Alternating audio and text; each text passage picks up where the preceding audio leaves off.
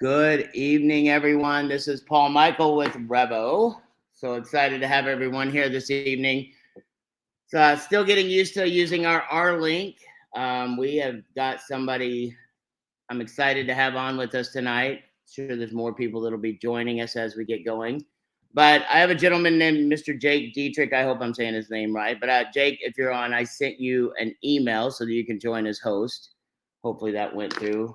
I actually have my signal open too if you need to message me. But I'm very, very excited for tonight. We usually every Tuesday night we talk about different things. Last Tuesday I kind of talked about some of the different projects we have. We had Darren Kidd on talking about R-Link. We had myself talking about REVO a little bit, and then we talked about one of the other projects and something I'm doing with them. And it was funny because we had a lot of people that kind of were like, "Oh my gosh, are you not doing REVO anymore?" And I'm like, "I'm absolutely doing REVO. I eat, sleep, and breathe REVO. Like, we are so excited about how great things are going. We're opening new cities every week. We're still new, so we still have bumps and bruises and ups and downs and things that we have to deal with. And so we're dealing with those. But I will just say this, just a little update on how things have been going. In the month of August, we doubled what we had done the previous month for July. So we doubled how many rides. And listen, if I'm not one of those people that lies and tells, oh my gosh, tries to overinflate numbers. And, we did double it. And so we did 123 rides the month before. And last month in August, we did 251. This month, we are already on track to blow that number out of the water. Just in the first 4 days, there's a gentleman that's not able to be on, but a gentleman, Adonis, is out of he is in the military. Great gentleman. I've been talking back and forth with him through text. He couldn't be on tonight. I was going to have him speak a little bit, but he is in the military. He's out doing training. He started his city, and in the first 4-5 days, I think that they've almost done as many rides as any other city did last month in the whole month. And so I told some of the other, cities, I'm like, oh, somebody's coming to get you. I love competition. I love trash talking. It's football season. I'm excited until probably Sunday afternoon. Actually, I'll be excited until about mid-November, December, when the Cowboys have traditionally started falling apart. Maybe this year is different, but it's exciting. And the new football season, I love football. I love how every year you get to start over. But a big part of it is I love the trash talking. I love, some people in the chat are already delusional. This is why I try not to look at the chat, because I don't want to see delusional people and how badly their brains have been warped whenever somebody thinks Cleveland is going to beat my Dallas Cowboys. Like, there's a lot of things that can happen, but not Cleveland. Come on. So, Jake, if you could message me on Signal and let me know that you got that text, I want to bring you on with me, or maybe can you unmute yourself? And another thing too, make sure that you're muted if possible. I think they may have gotten that fixed by now, but last week we had some issues with people they thought they were muted and they were not muted. So unfortunately, if somebody's not muted and they don't respond, then we have to kind of move them out of the message, out of our thing. We don't want that to happen. Mr. Jake, are you there? Yep, Paul, I'm here. Awesome. Oh, there he is. Man, I did it right. Yeah, it worked great. Yes.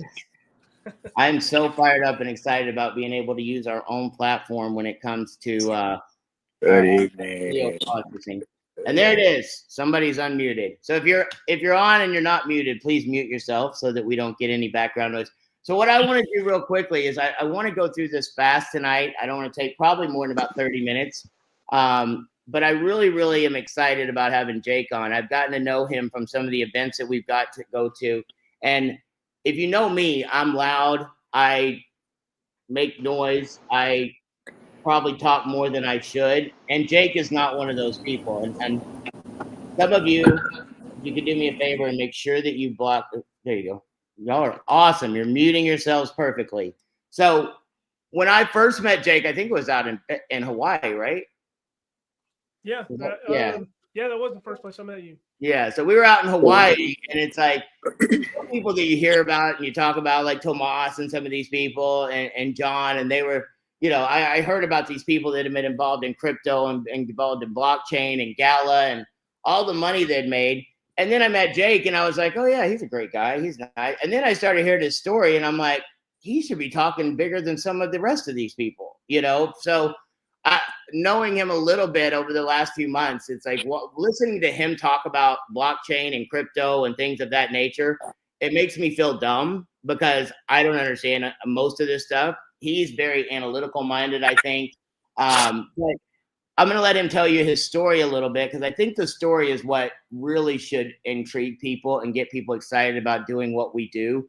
But I know he's from Texas, so that's one of the good things first. He's from Texas. I was born and raised in Fort Worth. He's born about 35. It's about 35 miles down, right, from Dallas?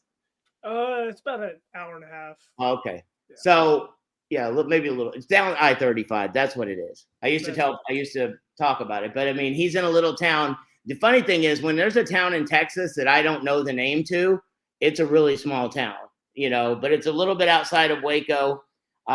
Most of you, if you know anything about Waco, either the Baylor Bears or the Branch Davidians. That's pretty much what comes from there. But now we got Jake, who's a crypto pioneer and knows a lot about all this stuff. So, Jake, if you would, please just kind of tell a little bit about your background, how you got involved in blockchain and those type of things. I think it'd be awesome for people to hear. Yeah. Thank you, Paul. Thanks for having me. Like Paul said, my name's Jake Dieterich. I'm community member in various different blockchain projects, REVO included. And the way that I really got started in all this, because I actually hated crypto early on. I was traditional finance background. I traded stocks and options and had gotten into real estate. And that was about where I had kind of started to plateau. But I had some really just super sharp friends that were getting involved with Bitcoin at the time. I think when I first heard about Bitcoin, it was like $100 or something like that. And they really started pushing and driving on me pretty hard when it was around like $300. So I came and got involved in one of the projects super early on. They called me to just come check something out.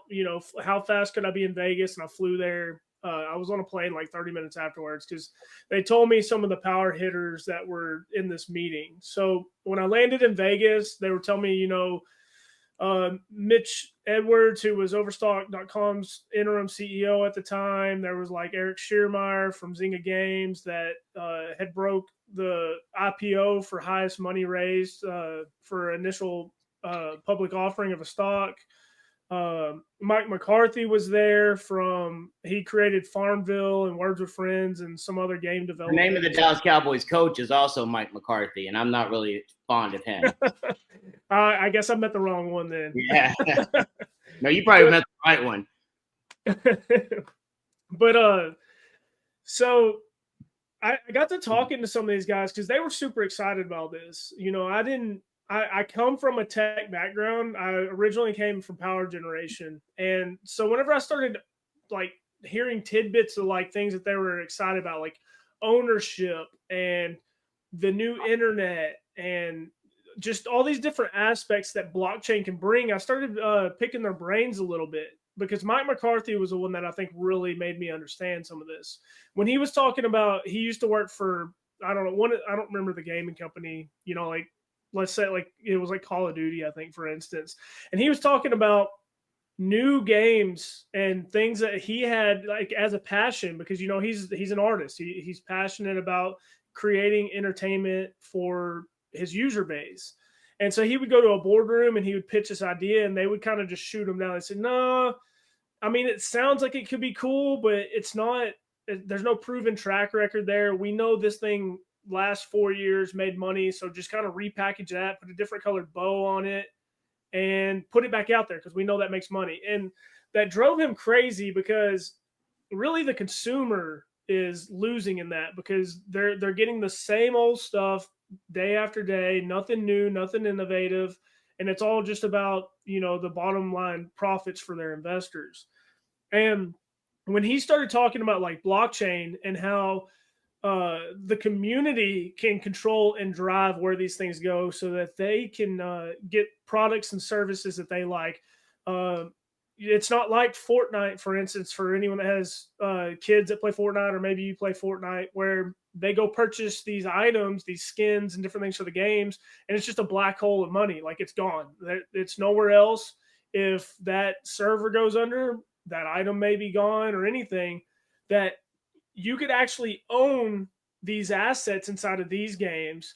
They can be in your wallet. You purchase, you use them, you get bored with them, you can sell them to another third party person or peer-to-peer, hop into a different game. And so that's where the wheels started turning to me about, like, crypto is backed by actual underlying technology. I think that that's where a lot of us go wrong is, we're ignorant to the fact that it is a new innovative technology that's surfacing. It's not just some fake thing that someone created and they're selling on the internet. So after that meeting, I went home. I did a huge deep dive. I purchased 4, at the time they were called Arcade, that turned into Gala games, if anyone's heard of it. And I purchased 4 of those nodes and operated them.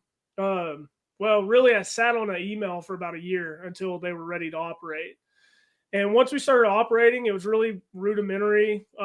Like what we have now, if anyone has REVO nodes here, what we have now, the technology is like far superior to where we were then. We were getting emails with Excel spreadsheets with our wallet address and everything. But so what you're saying is people should quit griping.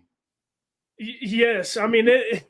If anyone is griping, like a lot of times people that like have been involved with like Uber or Lyft, and they are like, oh, like, why aren't you like that yet? Why aren't you there? I'm like, we're 4 months old. How are you at 4 months old? Like, compared to where you had to deal with, it's light years ahead of everything. Things may not be perfect, and it may not be, but at least I tell people you don't ever want to get involved in the brand new, and you don't want to be involved at the end.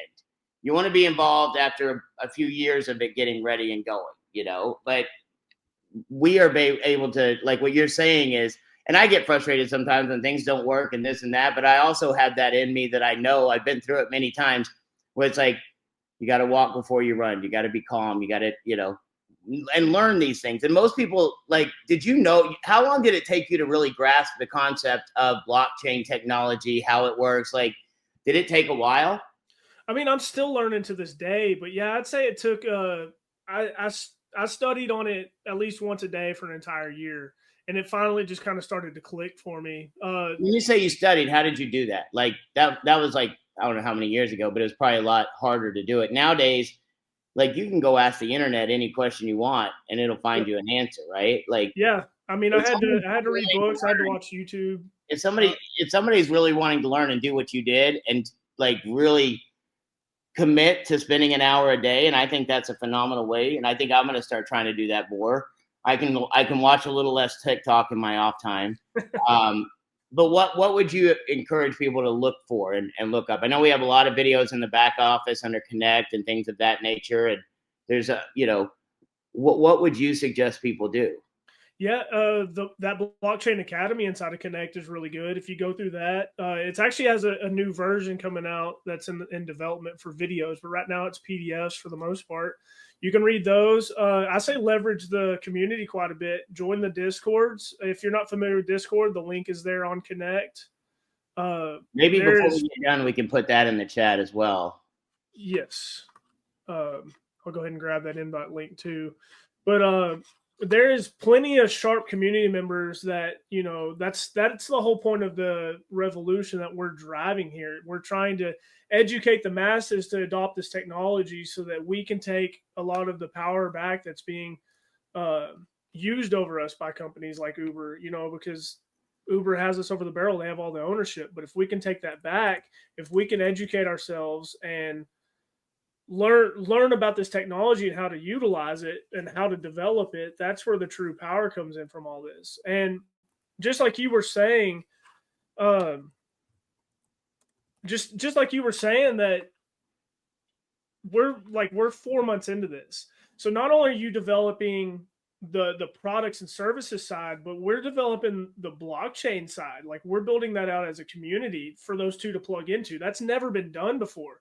It's one thing to just go build a Web 2 company like Uber. I mean, you can spin that up fairly quickly. I'm sure do some back testing and everything else. But when you're talking about earning rewards on a decentralized server, that's it. it has never been done before, and for sure hasn't been done before inside of the rideshare space.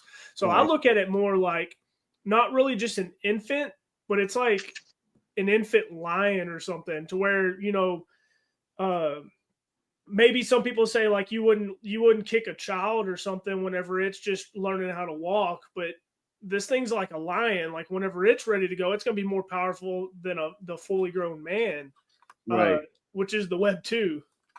Right. So let me ask you this: we're going to get into you showing some practical stuff in just a second. So let me ask you this though: when you got started, I know a lot of people, you know, they look at maybe some of the price of these nodes and they're like, oh my, like, you know, I want to buy that software. Which node should I buy? Obviously, you want to get the Win node because that kind of drives everything.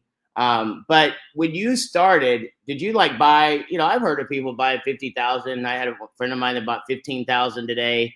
Like, I mean, when you started, did you buy a lot? Did you buy a little? How did you get started? No, okay, so that was Gala was my big start. I mean, I purchased 4 of those nodes. I think that they were like 1,000 at the time, real early on in the industry space, and went home. And like I said, we mined for about a year and a half before we ever got any major traction on anything. Even when y'all were mining then, did y'all get rewards, or did that take a long time to kick in? So like after that first year of buying nothing, it was an email. And then we finally got to put our nodes online. So now we're basically in year 2. We actually started taking distributions, and it was once a week. Like we had to operate our nodes locally, and they would drop off 3 or 4 times a day. So, you know, like you have to get the minimum 6-hour uptime. So you were constantly having to babysit these things. You might be getting ready to go out to dinner and realize that they're off and have to get them logged back on real fast. And then once per week was actually when the distribution came through. So they would stack up through the whole week, and then you would earn it. I believe it was Sunday nights, and you had to make sure your nodes were online. If not, you would miss that entire week's of distribution. So you really had to stay on top of it. Sunday nights were shot. They were not date night. They were not family night. They were node night. Them. And people didn't realize, you know, how much that actually could be detrimental to you until later on. Like whenever at peak, like 86 cents or whatever, people realize that, oh my God, I missed $10,000. You know, I missed $20,000. Now I'm not saying that like that's guaranteed to happen with any of these other projects and stuff. I mean, I personally feel like that's pretty probable, like that it could follow something similar, but it's not guaranteed. This could do worse. It could do better. Right. I mean, the thing about it is, what if, you know, It's like my thing is like, I don't know if the Cowboys will ever go to the Super Bowl again in my whole life, but I'm going to watch the games just in case. Like, I don't want to be the one that goes, oh yeah, I didn't watch one game that season because I was mad. Like, it's the same thing. If you don't participate, you're 100% aren't going to win. Yep. And so, I mean, I have a friend of mine that she's been talking about, and what you just said is amazing, because she's going to buy like 50,000, I think, of these of Rev nodes and some other stuff. And so she's been hemming and hawing around. Like, she took her time, and I was fine with it. But I just sent her. I totaled up the nodes that she was going to buy, plus and times the rev or the tokens that are giving out on a daily basis, and I sent it to her. And she's my friend, so I said, "Listen, let me explain to you how many Prada purses you just lost in the last week." And I know what she likes and stuff that she likes to buy. And it's funny because she got on the phone with Casey and made sure she got her stuff done today, because that's the thing. It's like, you know, and I'm not, you know, we don't want people to go out and spend an enormous amounts of money. But when people go, oh, I don't know if I want to buy one of those nodes, I'm like, listen, you don't know how much money I put into, you know, I put in over $1 million just taking a shot. And I know people go, oh, well, you had the money. Yeah, but $1 million is $1 million. I don't care how much money you got. Right. Like, you know, I've got expensive $150,000 a month just running what we do on a daily basis. Not even counting the blockchain costs and the Rev node purchases. They don't even go to help me really run the ride share. They go to, because there's there's hundreds of thousands of dollars it costs to run these networks. And the longer you wait, and in the first year with the nodes with REVO, you get, I think we're averaging about 3,200 tokens a day. I did that average out. Like, if you do the numbers, 3,200 times 365 days, 3,200 times 365 days. That's about 1 million. And I told her, I said, listen, let me explain to you how many you lost. And I think that if people understand that, and we can all find, if I used to tell people, listen, people go, I don't want to go to a seminar and invest in myself and spend money on this and that. And I said, listen, if I put a gun against your head, and I'm not saying that we'd ever do this, but if I put a gun against somebody's head and I said I was going to take your family and kill them if you didn't come up with $5,000, could you do it? And people always are like, oh yeah. But it just depends on what your motivation is. And so it's like you said, we can't guarantee, we don't make statements like that, blah, blah, blah. But I will tell you this, the people that are the ones that don't take advantage of opportunities are usually the ones later on going, man, I wish I would have done that. I don't really hear a lot of people that, you never heard somebody that spent a lot of money on Facebook stock when it went sky high that goes, man, I really wish I wouldn't have done that. I made millions of dollars, but I'm so mad I took that. But you do hear people that go, you know what? My parents had an opportunity to buy a McDonald's franchise for $7,000 in the 70s, and they're very conservative, and that's awesome, but they didn't do it. I do not get a warm and fuzzy feeling when I go buy McDonald's, because I look at that and I'm like, you got to be kidding me. Instead of getting fat from their burgers, I could have been getting fat in my wallet. So, but no, that's exciting to hear somebody that's been through it. And also, I think the story of, it's like, I get excited by stories of people going through stuff. It's like, I don't wish I was around when you were doing it, but I wish I was around when y'all were doing it. Like, I wish I now had the experience, because people like you and Tomas and Wright and some of the others that were involved, like, you truly are pioneers, and something. And I'm sure there's people that thought you were crazy. I'm sure. I mean, you sound like you have a pretty supportive family. Were they supportive in the beginning?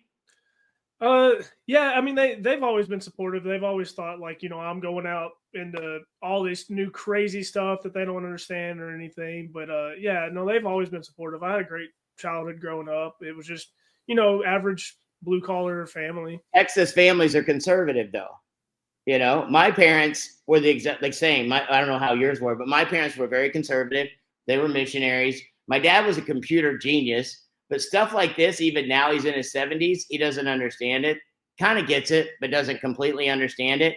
So it's not something that my family would probably ever jump all and put $100,000 into or $50,000 into. But they understand growth. They understand, and they believed in me. And that's one of the biggest things that I think people have to understand is we have the opportunity to build this thing. I know there's so much excitement around REVO. And I don't take any of the credit for it whatsoever. It's so funny when people try to give me credit. They're like, oh my gosh, you're smart. I'm like, I did not invent rideshare. I just came up with a little bit way to do it better. I mean, when I do presentations now, I tell people, listen, my business philosophy is called, outrun the bear. I don't have to be better. I don't have to be faster than the bear. I just got to be faster than Jake. Or so that bear will eat Jake and not me. And it's the same thing in business. I don't have to be the absolute best.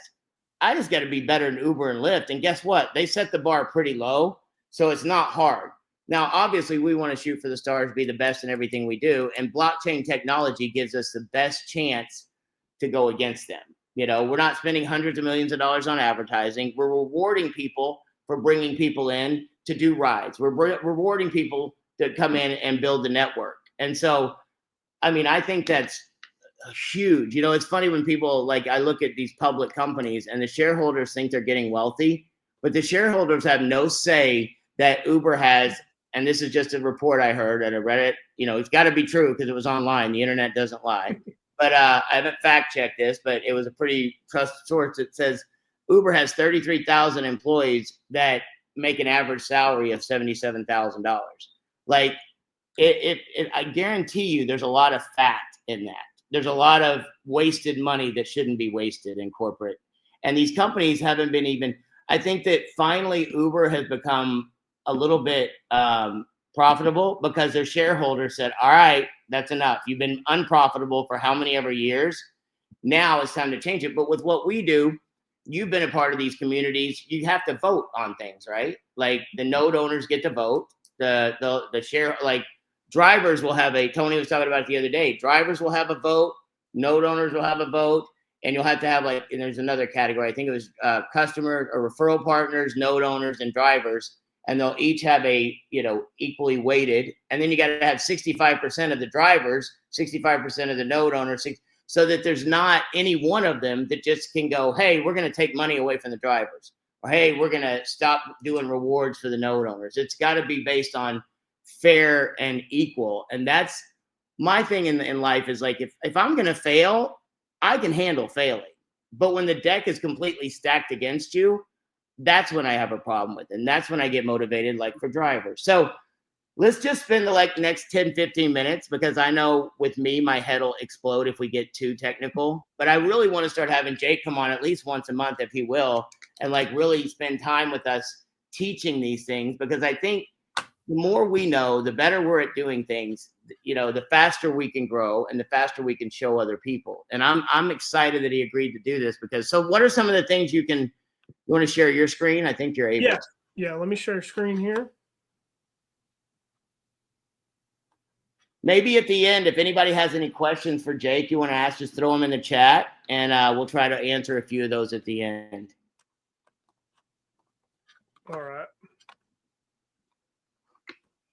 So, really, Paul and I talked. We were going to keep this pretty informal. I didn't have a set slides or agenda to go over. So I'll just actually start diving in what I think is really pertinent information for someone that's new to blockchain tech to actually know.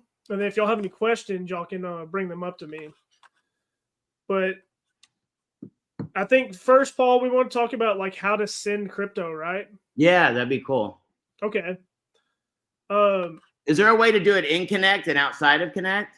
Yes. Yeah, you can send crypto, and it's going to be the same no matter the platform you're in. It's pretty much the same gist. So I could actually just show you inside of MetaMask here, for instance. Now, what MetaMask is a third-party wallet. Don't get too hung up on that. Just know that this is a wallet that here I have $10 worth of Ethereum stored in it. So you can actually send out of this. I could send to my Connect wallet. I could receive from my Connect wallet to this address and anywhere else. So here is some REVO ERC20 transactions.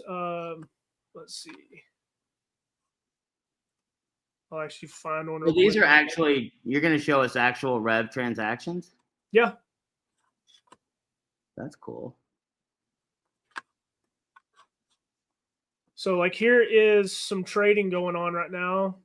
This person bought $863 worth of Rev. So if I actually went to their actual real transaction, I mean, I'm sorry to sound incredulous, but it's exciting to see that.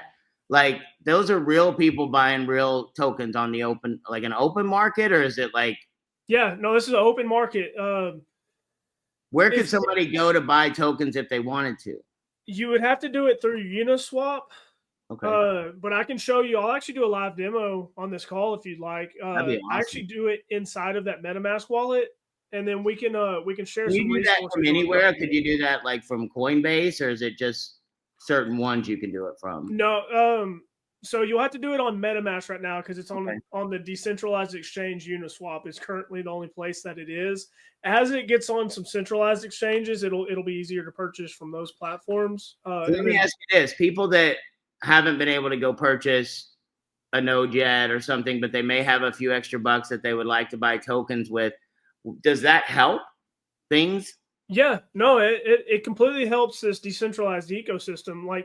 To me, it's, if you think about money coming into some central spot, you're supporting it no matter what. So purchasing the token, you're supporting more the community and the drivers that are utilizing this. And if you're buying those tokens and the value goes up, it's just like if a node, obviously you're going to make way more.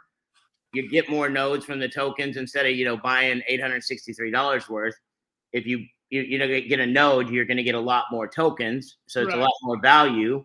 But if you're buying those tokens and the value goes up, it's just like anything, right? The value goes up. Yeah. Yeah, I mean, if it goes up, that's absolutely right. So early on with Gala, I had people that they couldn't afford a Gala node. Like at the time when they first started hearing about them and we started getting on a bunch of exchanges and everything, I think Gala nodes are around like 10 or 11 grand. That's when people started like really paying attention to it, but they couldn't afford that. So they took like, $1,000 and they went and purchased the Gala token.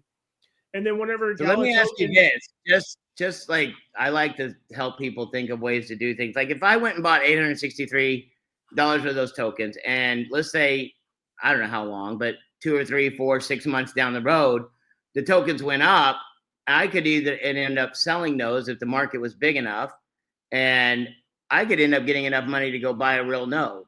Well, so that's what people did with Gala. So that's what I'm saying. Like as it got to like the 10-cent range, 20-cent range, they were able to actually, and you don't even have to go that far through it. You can skip that middle transaction. You could actually use your Rev tokens directly to purchase the node. Because like, so for instance, right here, if this person bought 863 at a penny, $863 at a penny, and then let's say just, it went up to 2 pennies. Scenario, it goes to a dime. Their money. Well, let's say it goes to 10 cents. Now it's $8,600. Now they could take in, let's say a REVO node's 8,000. They could actually take those tokens, these 52,000 tokens that they purchased today, and go purchase their node with that. That's exciting. That's cool. Yeah, and I had people do that with Gala early on. They couldn't participate in the node tech right away, but then they eventually got to where they caught up. And I'll tell you, because some people do think that they think like, okay, well, I'm just going to go buy the token versus like, why would I buy a node? Especially if at some point there's a spot to where it's like, if I take $5,000, I can get this many tokens, or I can get a node, but it's going to take me a year to get that many tokens. But like people are thinking too short term in that. They're not thinking like, okay, this is the rest of your life, like that you're going to be rewarded for participating in this blockchain. And outside of that, like the nodes, I think, are going to be the thing that's going to be fought over in the future, because there's literally only 100,000 of them. You can't get more finite in the crypto and blockchain space than like 100,000. I can't think of many things other than certain NFTs that are that rare and finite. And so think about rideshare in general, like how popular it is. If we can even tap into like 10% of that market, and those transactions are going through these blockchains, those blockchains are going to earn the transactions that are being confirmed on it, like indefinitely. That's why you're supporting the blockchain, and that's why these node licenses are going to be so crucial, and why I think they're going to, when they sell out, the secondary market's going to be very crazy on them. I want Rev to be the first one that sells out of all the projects. Like that, I think would be so sick if we were the first one. But I do think that like people going and buying these tokens, like that's going to help us accelerate even more, instead of, it's great to have people that buy the nodes and things of that nature. And that's really starting to take off. I know we had probably one of the biggest months last month that we've had so far. And, my goal is to just keep the gas, so to speak. Oh, and one more thing that Jake has done for us that most of you probably don't even know, that video that played in the beginning with all the cars and the music leading in, Jake put that together for us. I didn't even ask him to, and he just sent it to me one day. Like that's one of the things I love about certain people, is there's some people that are in it for themselves, and they're just like, oh, they always got all these bad questions. Like, what's wrong? This is wrong. That's wrong. Jake's not one of those people. He just quietly helps out any way he possibly can. And that's what building a community is all about. And then you got, even with me, I have to make myself sit back sometimes and go, stop whining. Like I don't whine out loud to a lot of people, but it's like, I look at people like Jake, they've been through it, and it's like, if you just calm down a little bit and understand you're going to get through it, none of us are going to die. We're going to get there, and it's like, that's the biggest thing is I try to tell our drivers and our customers, like, listen, if we open a city and it doesn't go right and we have to shut that city down, oh, well, like there's no harm. Like it just didn't work in that city right now. It'll work. We just got to take the time. But I think this is phenomenal. Sorry, get back to what you were showing. No, and Paul, that's actually like a really good point of like the psychology, because, you can get into the technology of blockchain and everything else, but the psychology behind it, of why it actually works, is that mindset shift of community, like you mentioned. Because how could how can a Fortune 500 company compete whenever it's just their executives doing their own motivations to serve themselves versus something like blockchain, to where everyone's participating, everyone has this buy-in that they want this to succeed. You can't compete whenever like Uber has so many employees, and then they have their drivers, but their drivers for the most part don't give a crap about the brand of employee or of Uber. They're just sitting there trying to make a living. But think about when you flip this and you have all these community members and not just drivers. Like, I'm not a driver, but I do support this project. I like wholeheartedly, like, once I met you, I didn't realize that this was such a problem. Right. But like fixing that, applying this technology towards it and everything else, that how can you compete whenever those are almost laborers? Like, we are building as a community, putting our effort, putting our resources, putting our skill sets into this. They can't compete with that. There's Right. absolutely no way. There's so much energy going into this that that's where I feel like blockchain really thrives on. And then the other aspect of it is that broken system model. Like you were talking about, the investors were driving to make things profitable. Well, if they weren't profitable before, they had to make cuts somewhere, and that probably was at the expense of the drivers and probably the riders. So why do we want to serve this central authority like that? We no longer need that to happen. We don't need the systems in place that they had for monetary raise and everything else that goes into it. So now you don't have this company building subpar products and services just enough to stay afloat and serve their investors. Flip it upside down. The community owns the network that everything is built upon, and they're the ones that get the say so in the vote of good quality services and products. That if that company building on top of their network that they own no longer serves them, they can drop them. They can say, you're no longer serving us. We're going to vote and either have this thing changed to where this is actually like a fair relationship, or you're going to hit the road and we'll get another company that's going to come build on here. So like the true ownership of everything that's being built on is what restores like natural commerce of how things should be. You actually should have to provide a service or value that is equitable to be able to receive compensation. And Right. And that's what this is going to restore. But okay, so getting into like a transaction here, I was just going to show you, like, you can take this person's receive address, because here they are. They're actually taking in, you can see where they're taking in REVO, and then they're sending it to different wallets and everything else. This is what's called a block explorer or blockchain explorer. Again, I'm probably feeding y'all with the fire hose here, but kind of stay with me for a minute. But what this is the Ethereum blockchain of wallet transactions that are happening inside of those blocks as they're verified and transacted on. It's all completely encrypted. I have no idea who these wallets are, but you could actually follow through if you wanted to trace exactly where these assets were going. But to show you how to send crypto, I would just copy like an address like this, whoever's wallet address this is. Now, if you're going to pay someone that obviously you're going to know that that's their address. But if I wanted to send them the Ethereum that's inside of my wallet, it's just like this inside of your REVO back office or inside of Connect. Very similar. You would go into whatever asset class currency you're wanting to send. So like, for instance, if I was wanting to send this person Ethereum, I would hit send. And then I would paste that address in that I just copied. And then I would want to verify like the last four of it. So I would go back and I would verify, okay, that was lowercase d, uppercase D67. So that is this correct address.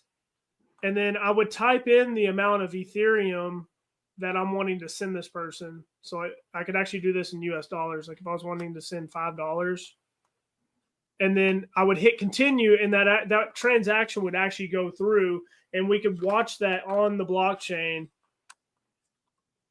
as a transaction into that person's wallet. So that's how you send crypto.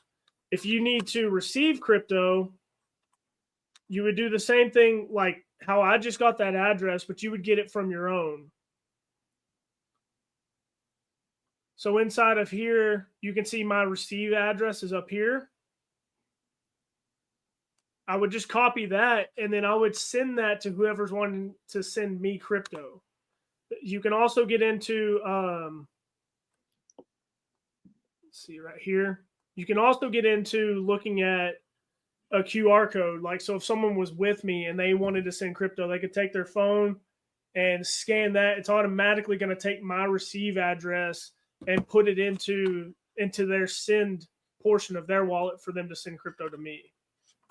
That's cool. So you can do the same thing with in our Connect back office, right? Yes.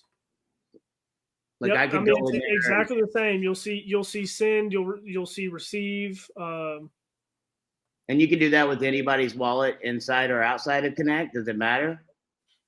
Well, like let's say right now I have tokens that aren't like bridged or whatever. Yeah, so you would want to bridge them if you're sending them out as an ERC20 token, but you're not going to have everyone's address. So like if you wanted to send me crypto, I would have to give you my receive address for you to be able to send that to. You're not just going to be able to like go check some database somewhere and be able to find my receive address. Somebody said Rev Wallet isn't inside Connect yet? ? Is that right? That may be. Yeah, it's probably getting added just because the bridge just now went live. So it's probably on the next update. Okay. But you still have your wallet. You can, if you go to, what is it, app.revoride.com, I think? Yep. All your rewards are there that you can bridge out. And obviously people are bridging out because some community members started this liquidity pool that's being traded right now. So they obviously took some of their Rev blockchain rewards, they bridged them to ERC20. Like right here, if you look at add, these are people adding liquidity to this pool for people to be able to utilize and trade. And so what we want, though, we don't want to, what do they call that? They can't spell hold, so they spelled it hodl. Hodl. Is that what that comes from? The word hold? Yep. No, so that started on Reddit, and I don't know if the guy was drunk or what, but he misspelled hold, and everyone kind of took it as like, okay, well now that's going to be our crypto term from now on. We hodl. That's funny. That's great. I've made it, and you know what? I've created a bunch of words with my grammar and misspelling, and nobody's caught on with any of them. But go ahead. They actually kind of turn it into an acronym too, so they call it like "Hold On for Dear Life." But yes, that's absolutely right. Like, I mean, it's your assets. You can do with them as you please. I'm not telling you to do anything with that you don't want to do. But to me, like personally, I'm going to hold these things until we get into some major markets, because I want to watch, just like we're talking about, kicking a baby when it's trying to walk.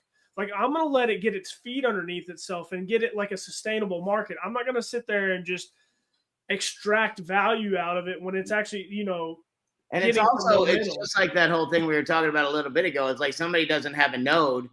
How many rewards are they losing? What could happen? Same thing. What if you sold them today, and then I'm going to explain to you how much you would have made every time I see you from now on. Like, if you wait, like, be patient. Like, we're such a microwave society, but at some point, it got to a point where y'all were holding and doing things with Gala. But it got to a point where it's like you could do transactions and sell nodes, and it never really affected the market, right? Yeah, I mean that's what you want to get to, is a sustainable market. You don't want to sit there and extract it whenever it's first growing. You need to find that equilibrium when the world knows about it, that it can actually sustain those transactions. So, like, whenever we first got on Binance, and I think it ran from like 3 cents up to 10 cents, and then like that next week, we got on Coinbase, and it, like, every day it was jumping like 10 cents, 20 cents. And we got all the way to that 86-cent mark. And like at that point, I think it was like it was like $1 billion of traded volume in a 24-hour period.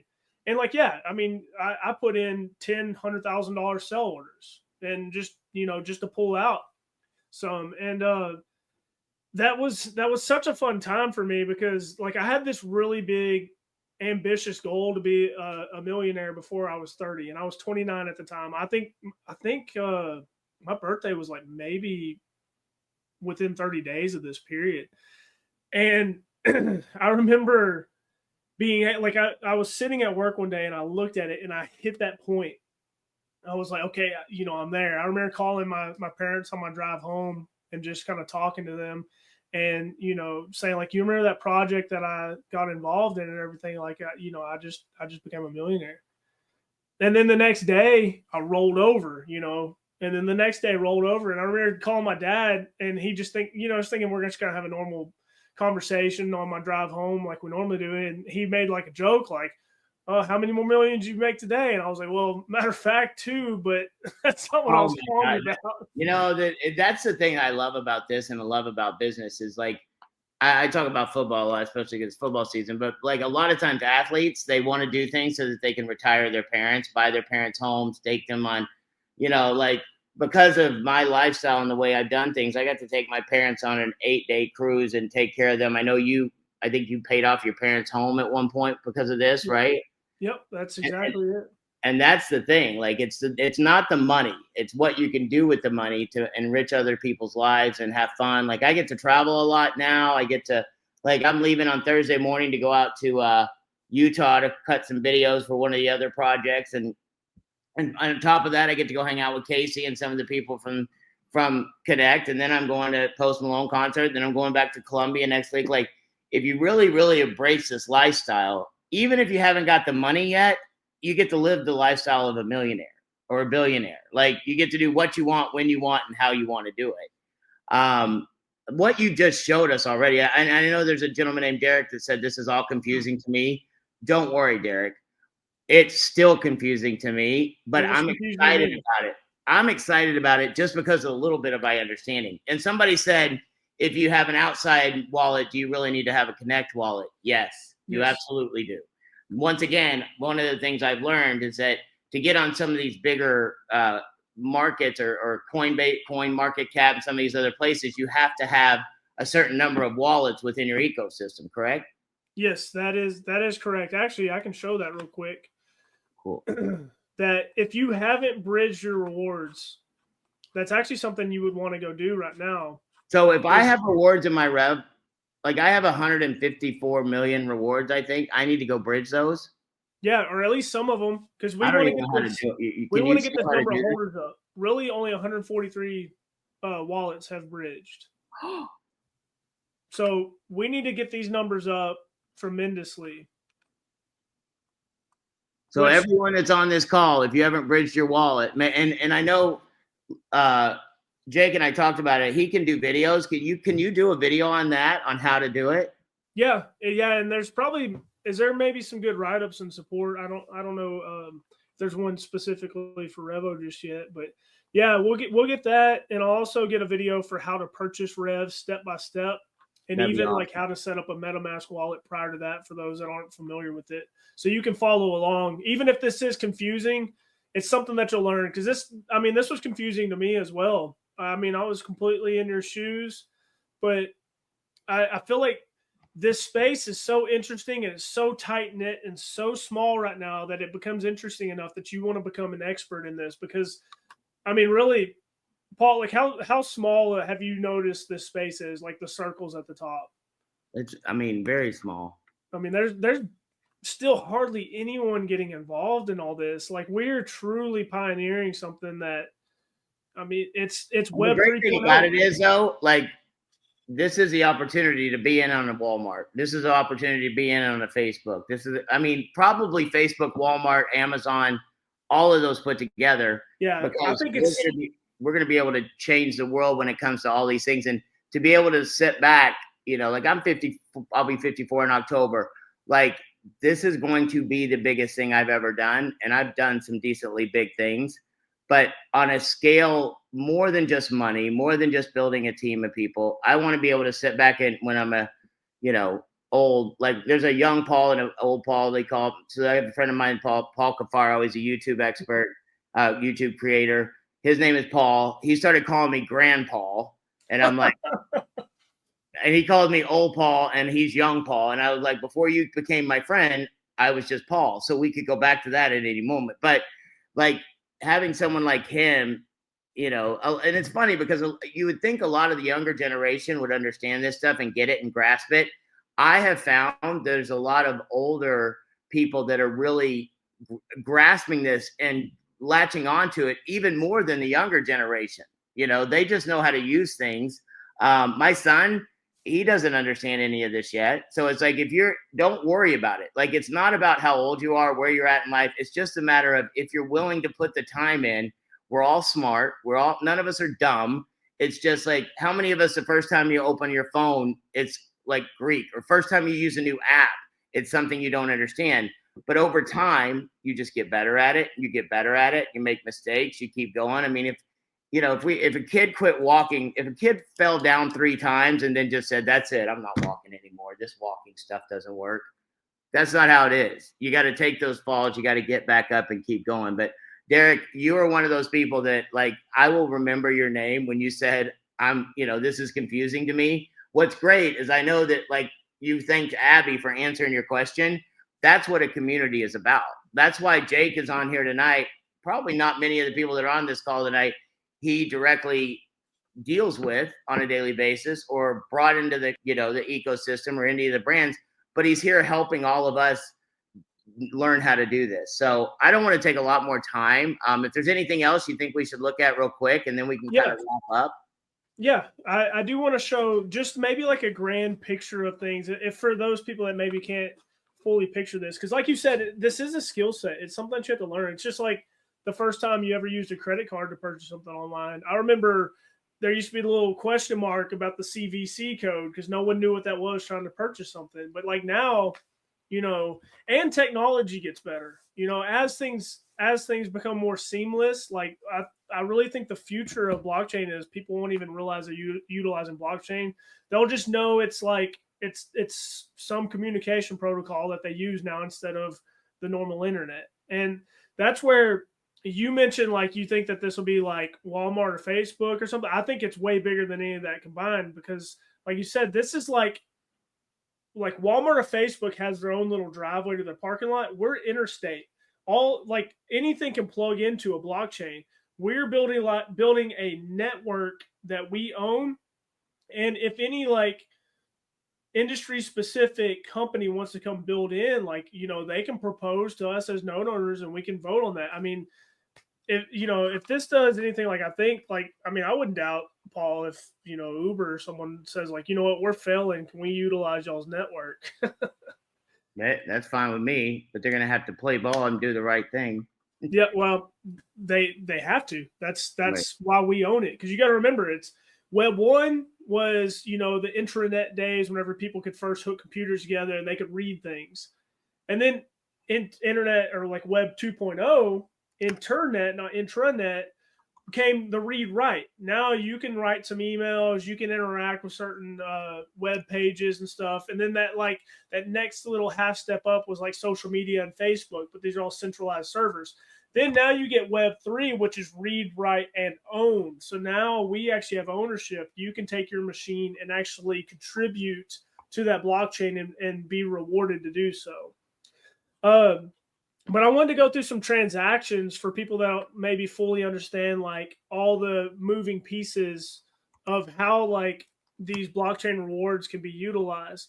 This was one for how to, like, being able to purchase nodes. So this is something that's new. I think that y'all noticed that the Rev token can actually be utilized, like, inside of Connect's marketplace. So if you took this scenario of, like, a node owner earns blockchain rewards, and then on the other side, a developer somewhere is creating node software to be utilized in a marketplace, these two people can come together and transact inside of a decentralized marketplace such as Connect and utilize those rewards to get more software. And then, again, remember how I talked about there's only 100,000 nodes. There's so many more people in this world that you know, REVO is going to serve way more than just 100,000 people. You wouldn't want just a node owner to be able to utilize these products and services. The entire world is going to be able to utilize these products and services. So you have to think, okay, how do they come in? Just like we were talking earlier, they earn money from working, whatever their job is, and they want to purchase some rewards. So they come in and they interact with someone else, just like we saw in that open marketplace, and they will have a transaction. The node operator is actually going to earn whatever currency they're trading for, and this person has some freshly owned REV token. So now they can go to a decentralized marketplace like Connect and purchase their node software if they wanted to. And then I also, I haven't fully put this one together as far as animated, because I did it right before this call. But remember, if you're a driver, you come in and you transact with a node operator that's utilizing some of their rewards to go wherever they want to.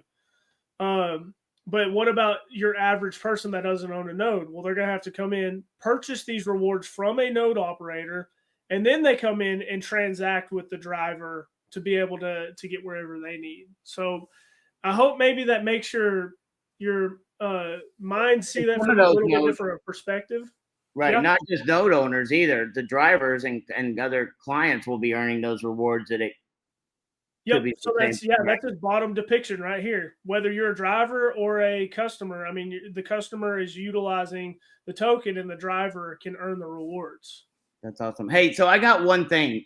As we kind of we're about almost to an hour. Yeah. Do you mind if I go to mine and you show me the bridge?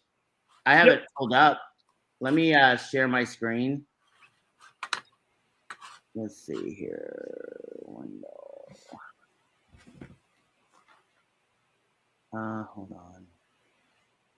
I'll do it right.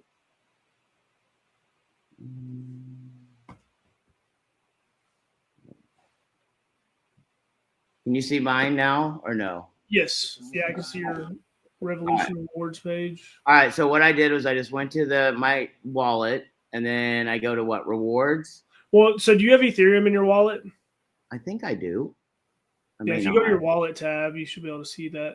Oh, I have some in my. I have some somewhere. Guess it's just not in this one. Yeah. I would have some to bridge it, right? Yeah, I can send you some real quick if you want to. We can show people that. Okay. I mean, I don't want to. I can send you back whatever you need. I'll send you some so we make this. So go click on your send receive button there, and if anybody else wants to send me stuff, you can. Don't worry. Take it. So hit receive. Yeah, go to receive. Let me scan that real quick. Let me get into my wallet. I didn't bring Jake on here to have him pay for stuff for me, but that's my scam. I just bring people on and they this help. Is the modern thing. We went out to eat and you're like, oh, I forgot my wallet. That's it. That is the modern one. That's the Web3 way of not paying for dinner. Oh, I forgot. You can't say that no anymore because people can't. Nobody forgets their phone. Right. All right. Let me find an account. It's got some ETH in here. Maybe this one. Yeah.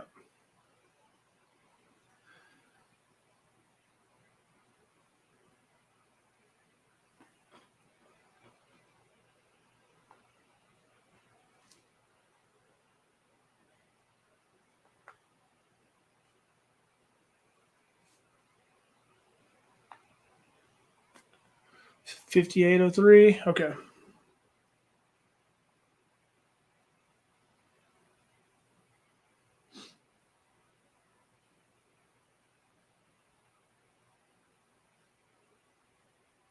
So while he's doing that, I can go here. I can show how many of my nodes are active and online. The dashboard there. How many rewards we got.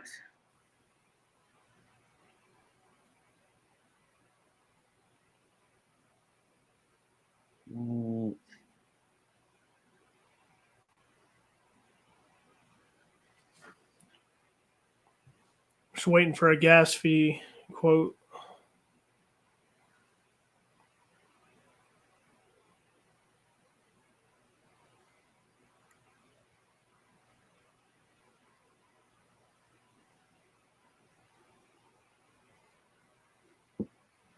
Let me, while we're waiting on that, maybe I can jump through some of these questions. Okay, yeah. Yeah, Jimmy Saab knows how to do it. Should we bridge the max of our rewards? Somebody asked. That's just a personal decision. You can keep some of them in native if you want. I usually do about half of mine, if that helps anyone. Okay. Can you unbridge them? I believe that there is in the works a reverse bridge, but as of now, no. I mean, what's the difference between native and bridged? Okay, so native exists on the Revolution blockchain. So that is like a native reward on it.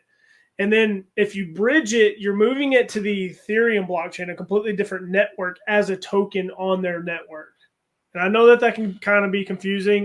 Next time I'll bring a picture that shows some of these things. So it's kind of like playing, like, maybe this is not a good analogy, but maybe it's kind of like you're playing with chips at home if you're playing poker, or then you go to the casino and you have real chips.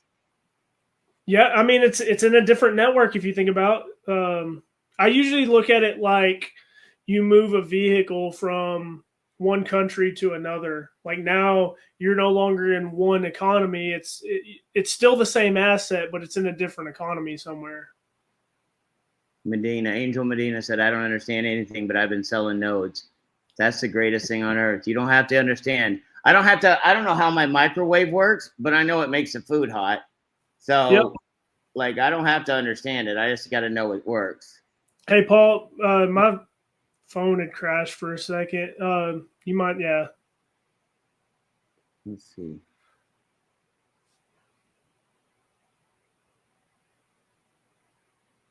I don't know why. My internet is super slow. Don't worry about it. Listen, I mean, so what would happen, though, is I would go to Bridge Rewards, right? Yes. And then I would just say how much I want to do, like, out of those. Yeah, so it's in that. Go to that top right. Do you see the bridge? Okay. Yeah. Yep. And so then I would just say however many you want to do. So I would put that number right there, and then that would go to Revolution ERC20 mainnet. Is that right? That's correct. And then it would just charge me a little bit of a gas fee. How much is that usually on a gas fee? It depends on Ethereum. Yeah, anywhere between probably like $3 and $10. It just depends on Ethereum's network usage at the time. And so then what would happen if I bridge these? Like, what do they go on something? You can see them? Yeah, so go to your wallet to like the main overview. Okay, so see how you have Revolution ERC20? Yes. So it would show up there. Yes. And then if you go to your reward section, your balance will decrease there. Okay. I mean, they're all still yours. They're just in different places. Right. Yep. They're on a different network. So you can, because the native can only be utilized inside of the decentralized ecosystem there. But if you want to take them outside, like we're talking about having external markets, that's how new customers are going to come in from the outside, is they're going to purchase on the Ethereum mainnet and then come in. Awesome. No, I appreciate it. So, I don't want to keep going. I don't want to take us any longer tonight, but I do want to show everyone something before we end. I will tell you that you can still see my screen, right, Jake? Yep.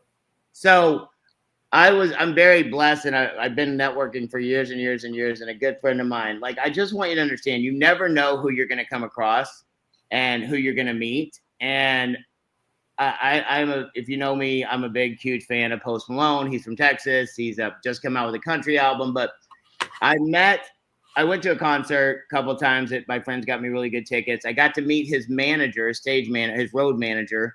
He and I have become very, very good friends. And because I was just interested in what he did, like, I met his manager. His manager comes from, his name's Jay Santiago, is his road manager.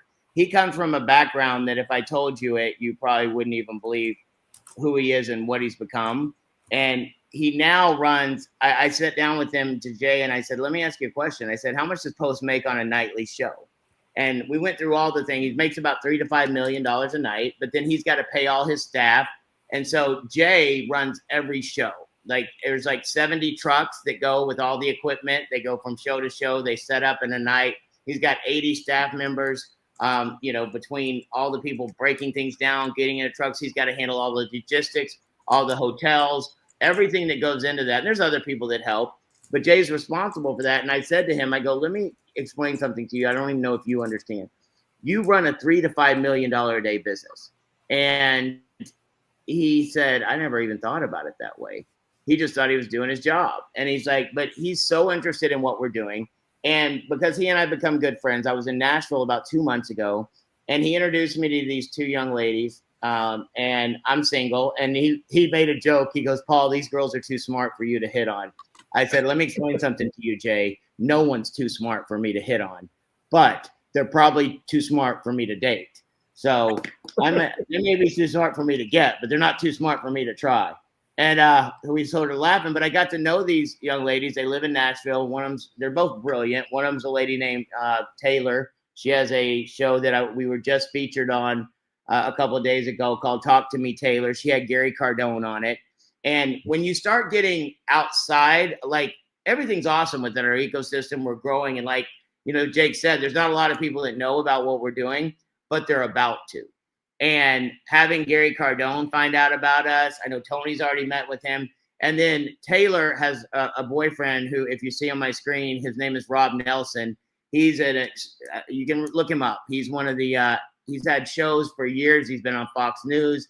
She introduced me to him, and it just happened to be I was in Nashville. I was leaving Nashville and going down to Puerto Rico. I think that's when I came down, and we were all down there, right, Jake? A bunch of us.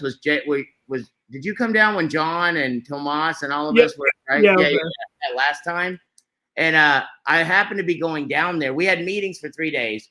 She introduced me to Rob, and if you look at this thing, he writes for something called thestreet.com, and he is in charge of everything that has to do with crypto, Web3, anything within that realm. And I wanted him to meet with Wright and Tony, but we'd been meeting. We were long hours, right? Like we met all day and into the night, and we've been going for 3 days. And finally we got to the last day, and I was about to leave the next day. And I called Rob and I said, hey, I'd really like you to meet with them. And he said, well, I don't drive when I'm down here in Puerto Rico. He lives in different places around the world.